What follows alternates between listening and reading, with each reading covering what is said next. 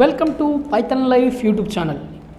ఈ వీడియోలో నేను చాలామంది అడిగిన క్వశ్చన్, మనకు డైలీ పైథాన్ లైఫ్కి చాలా కాల్స్ కూడా వస్తాయి. నేను డిగ్రీ చేసిన మరి నాకు సాఫ్ట్వేర్ జాబ్ వస్తుందా, ఈ రూట్లో వెళ్ళాలనుకుంటున్నాను, సంథింగ్ ఏదో ప్రాబ్లమ్స్ ఉంటాయి.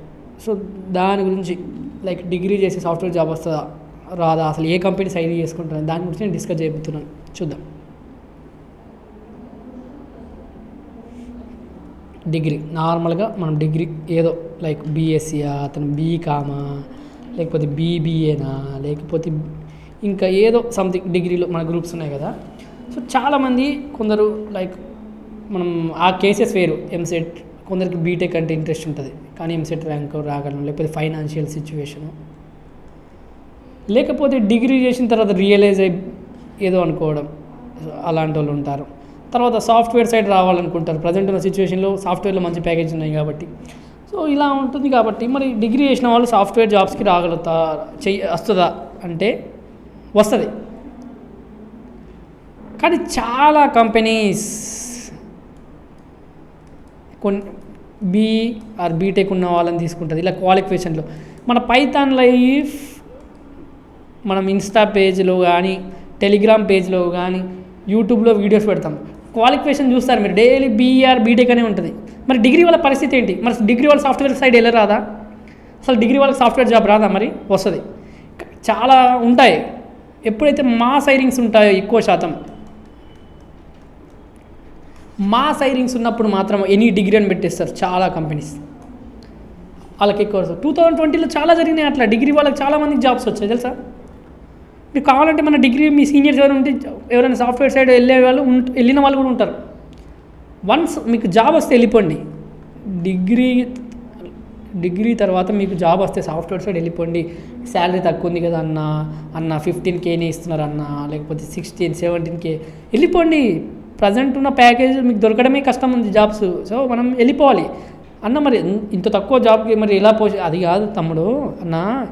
ఎందుకంటే ఒక్కసారి జాబ్ వచ్చిన తర్వాత మనకి ఎక్స్పీరియన్స్ వస్తుంది, గ్యాప్ రాదు. ఆ ఎక్స్పీరియన్స్ యూజ్ చేసుకొని స్కిల్స్ నేర్చుకొని వేరే రోల్కి వెళ్ళిపోండి. మళ్ళీ మీకు అదే రూల్లో ఉండమని ఎవడు చెప్తున్నాడు? ఫస్ట్ మీరు కంపెనీ జాయిన్ అయిన తర్వాత మనం కెరీర్ గ్యాప్ రాకుండా ఉంటుంది. మంచి స్కిల్స్ నేర్చుకోండి, పక్కకు మీ వర్క్ చేసి మీ పక్కకు స్కిల్స్ నేర్చుకోండి. మిమ్మల్ని మ్యాక్సిమం ఏం చేస్తారు, సపోర్ట్ టీంలో వేస్తారు. మనని ప్రాజెక్ట్లో సపోర్ట్ టీంలో వేస్తారు డిగ్రీ వాళ్ళని.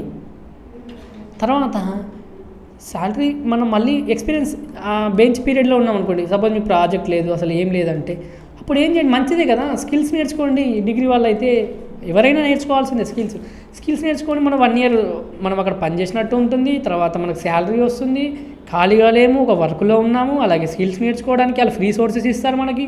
కొన్ని కంపెనీస్ ఇప్పుడు విప్రో కానీ, ఇన్ఫోసిస్ కానీ కొన్ని ఫ్రీ వాళ్ళే ఇస్తారు కోర్సెస్ నేర్చుకోండి బెంచ్ పీరియడ్లో ఉన్నప్పుడు. సో అవి నేర్చుకోండి, స్కిల్స్ పెంచుకోండి.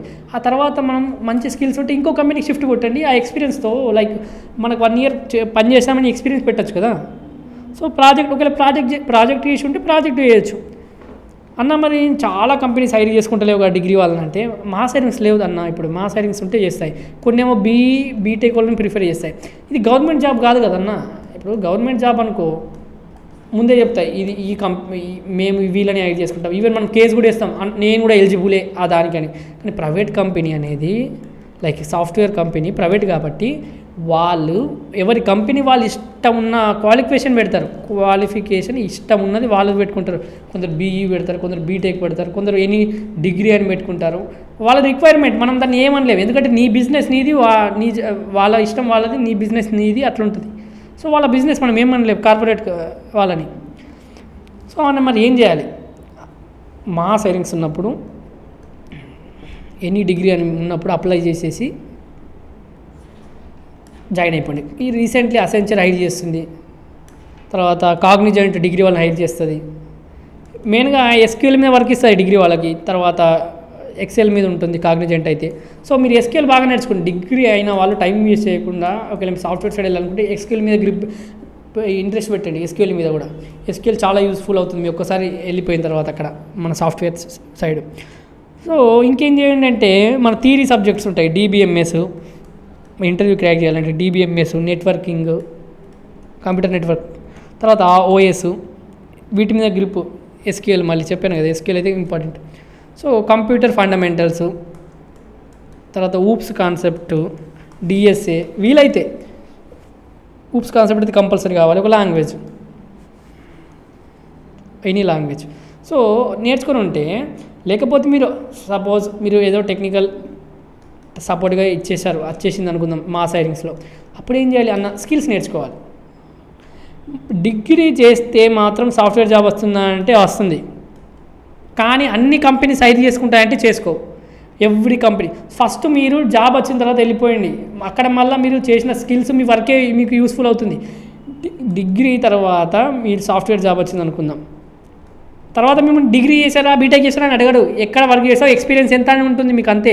మీ ఎక్స్పీరియన్సే మీకు మెయిన్ అక్కడ. మళ్ళీ నెక్స్ట్ వేరే కంపెనీ షిఫ్ట్ కొట్టాలంటే డిగ్రీ ఇది అనేది బేస్ అనేది మీకు జస్ట్ ఫస్ట్ జాబ్ కొట్టడానికి యూజ్ అవుతుంది.